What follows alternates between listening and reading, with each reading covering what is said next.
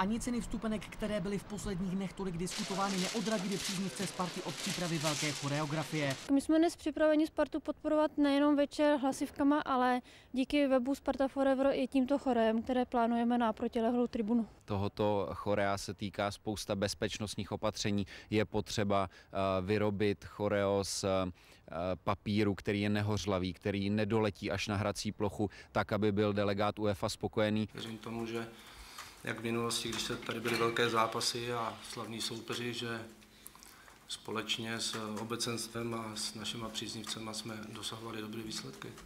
Slavný anglický tým zavítá na spartianský trávník po 4 letech. Povzbuzovat by ho měla více než 1000 příznivců z Anglie, kterou ohlídá na 350 policistů.